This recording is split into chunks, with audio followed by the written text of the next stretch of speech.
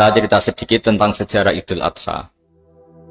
Dulu ada seorang malaikat yang menjelma sebagai manusia dan beliau ini komunikasi dengan Nabi Ibrahim.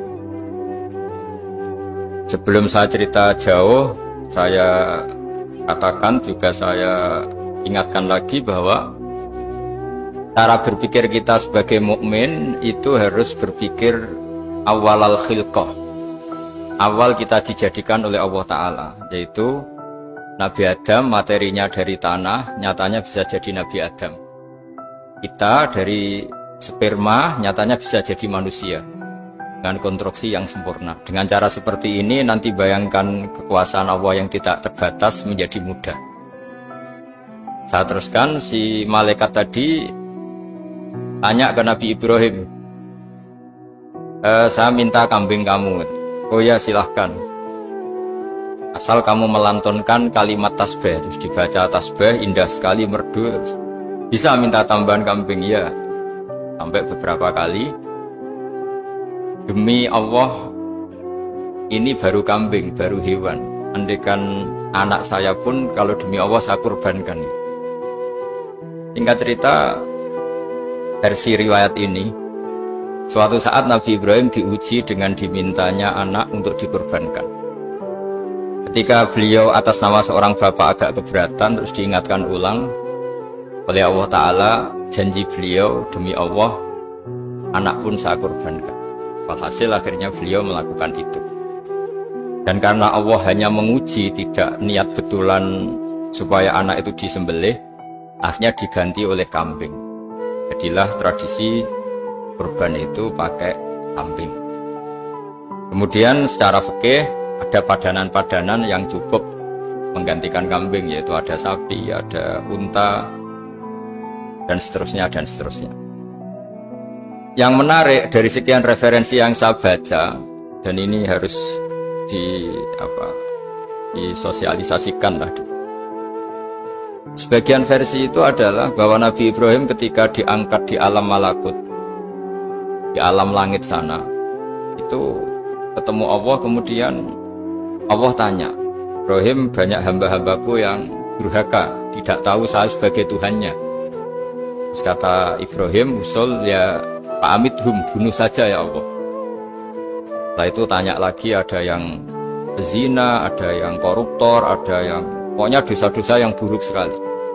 Dan di semua itu Nabi Ibrahim usul, mereka hidup di bumi engkau ya Allah, makan rezekimu ya Allah, maka mereka nggak sopan sekali, nggak ngerti engkau. Terus singkat cerita minta itu diadab, siksa.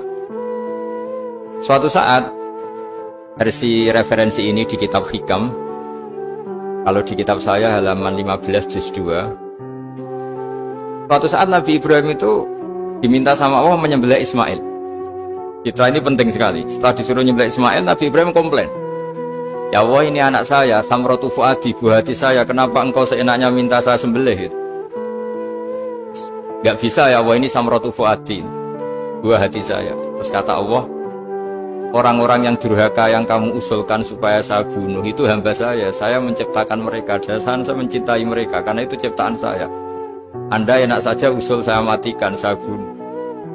Sekarang ketika Anda usul, saya tidak mikir. Kenapa ketika saya usul kamu mikir? Terus akhirnya Nabi Ibrahim mau, oke ya Allah. Terus setelah itu, terus semenjak itu Nabi Ibrahim itu begitu sayang sama hamba-hambanya Allah.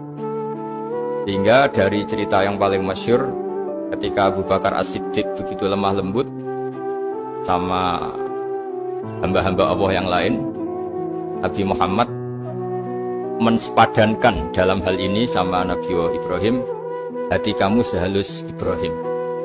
Yaitu Nabi Ibrahim, beliau akhir-akhir punya komitmen, faman tabi'ani fa innahu minni wa man asani fa innaka ghafurur rahim. Ya Allah, orang yang ikut sunnahku maka jelas bagian dari saya. Dan yang sedang durhaka, wa man asani, saya harapkan fa innaka ghafurur rahim, engkau Maha Pengampun, Maha Penyayang.